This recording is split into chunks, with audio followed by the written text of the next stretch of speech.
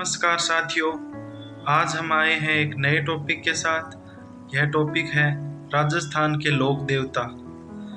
यह टॉपिक परीक्षा की दृष्टि से बहुत उपयोगी है दोस्तों, क्योंकि राजस्थान जीके के हर एग्जाम के अंदर एक या दो क्वेश्चन आपको राजस्थान के लोक देवता से मिलेंगे।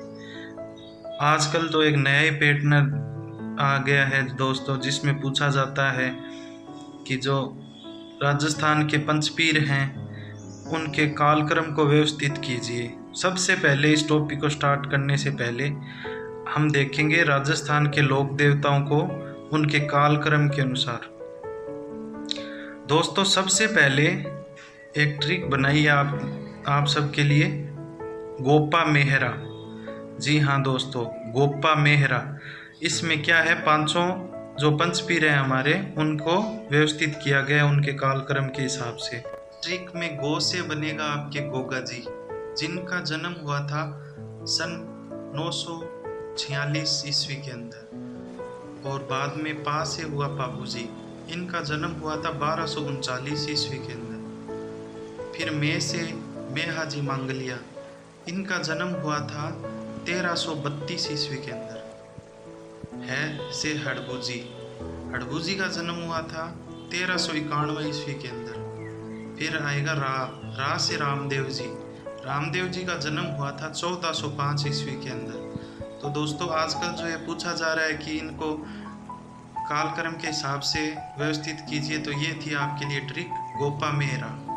आपने इसको ध्यान से समझ लिया है। अब हम आगे बढ़ते हैं दोस्तों।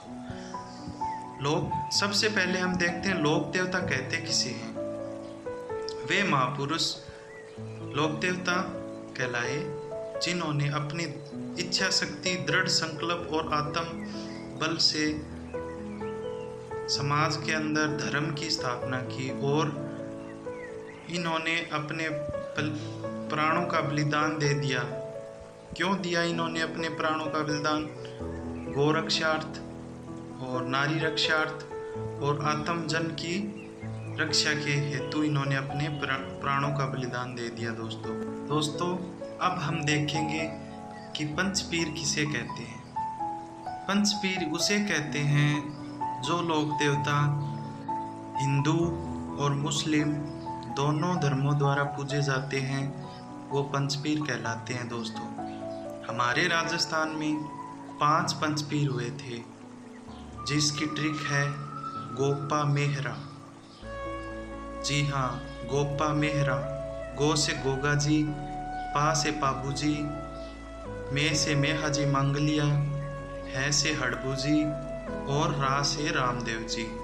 आज हम पढ़ने वाले हैं पाबू जी के बारे में।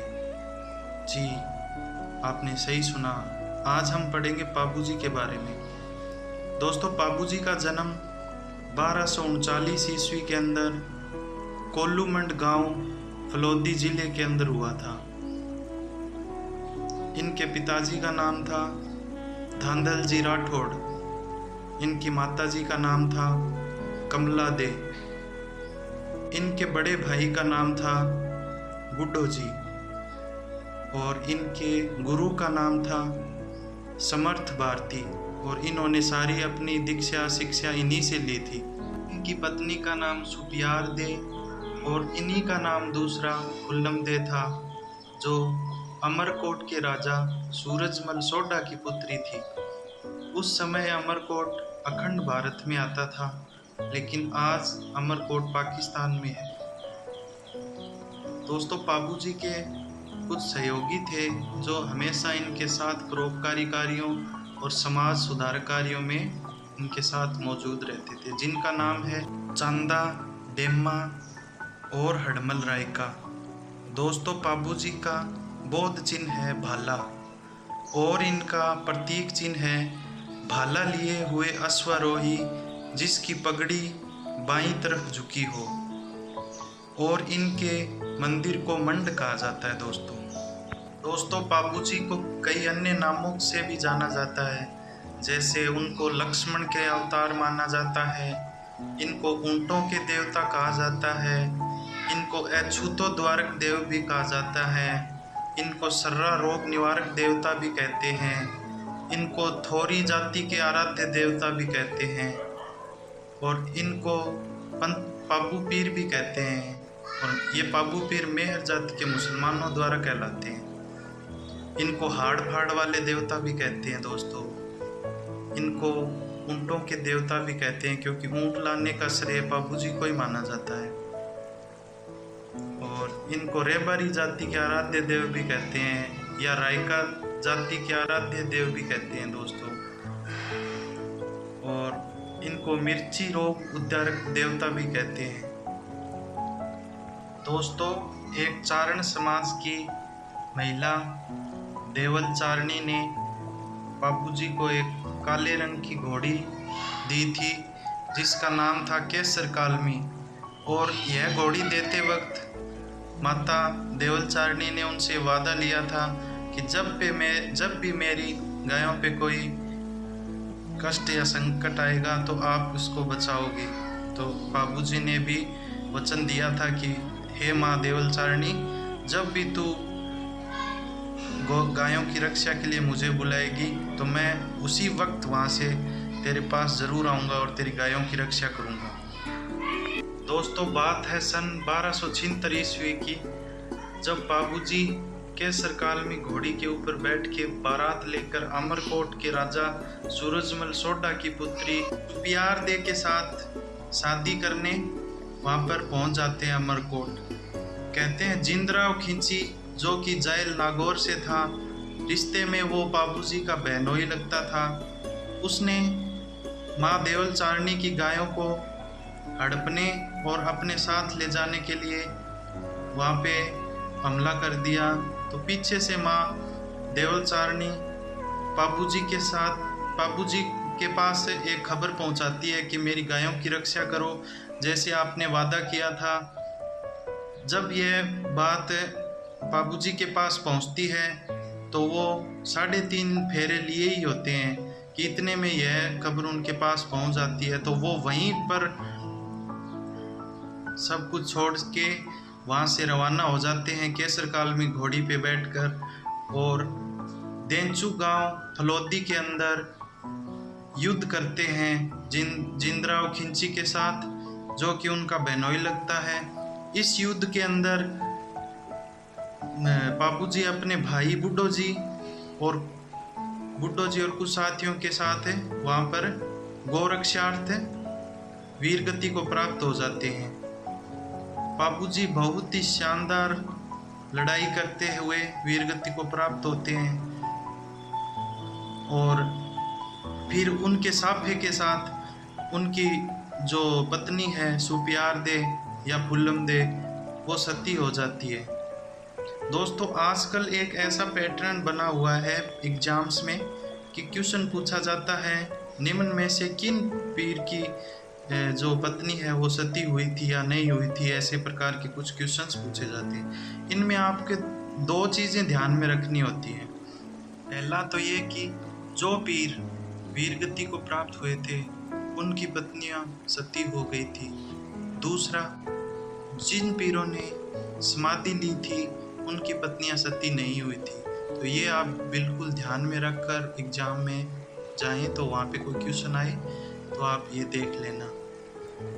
दोस्तों मेहर जाति के मुसलमान बाबूजी को पीर मानते हैं।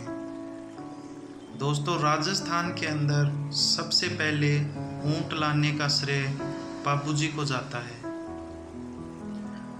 दोस्तों रायका, रेबारी और देवासी जाति के आराध्य देव बाबूजी हैं। फिर आते बाबूजी की फड़ राज्य की सबसे लोकप्रिय फड़ है जिसका वाचन नायक जाति का भोपा रावण हत्या वाद्य यंत्र के साथ करता है। दोस्तों बाबूजी के पवाड़े या पावड़े का वाचन थोरी या रेबारी जाति के लोग माठ या माटे वाद्य यंत्र के साथ करते हैं। दोस्तों बाबू धनीरी वाचना का वाचन थोरी जाति के लोग सारंगी वाद्य यंत्र के साथ करते हैं। तो बाबूजी ने एक बार गुजरात के शासक आना बघेला के सताए हुए 7 थोरी भाइयों को शरण दी और सामाजिक और अछूतोद्धार का कार्य किया। दोस्तों, पाबूजी का मुख्य मंदिर कोल्लूमंड फलोदी में है, जहाँ पर प्रतिवर्ष चैत्र अमावस्या को मेला भरता है।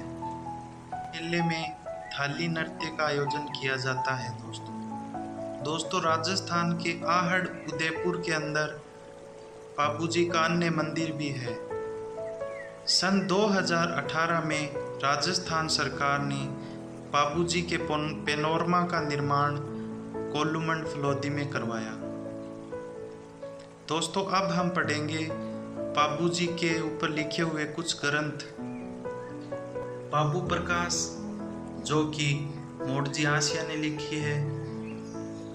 पाबूजी री बात लक्ष्मी कुमारी चुंडावत ने लिखी है। पाबूजी रा दुआ लगराज ने लिखा है। पाबूजी रे सोरठे रामनाथ कविया ने लिखे हैं। पाबूजी रे छंद कवि बिट्टू मेया या मेया चारण ने लिखे हैं। पाबूजी री चौरी मेघराज मुकुल ने लिखा है। पाबूजी रा गीत बांकीदास आसिया ने लिखा है। पाबूजी रा रूपक मोतीसर बख्तावर ने लिखा है। तो दोस्तों, ये था आज हमारा राजस्थान के लोक देवता टॉपिक में। आज हमने पढ़े थे पंचपीरों के बारे में सामान्य जानकारी, और हमारे पंचपीरों में शामिल एक पीर पाबू पीर के बारे में पूरी जानकारी, उनकी जीवनी, उनके कार्य और उनके समाज के अंदर सुधार, उनके ग्रंथों के बारे में सब कुछ जाना है। अगर आपको यह वीडियो पसंद आई तो इसको लाइक करें, मेरे चैनल को सब्सक्राइब करें, और आगे आने वाले वीडियो को सबसे पहले अपने YouTube चैनल के अंदर देखने के लिए बेल आइकन को ज़रूर दबाएं। अपने दोस्तों को शेयर करें। Thank you.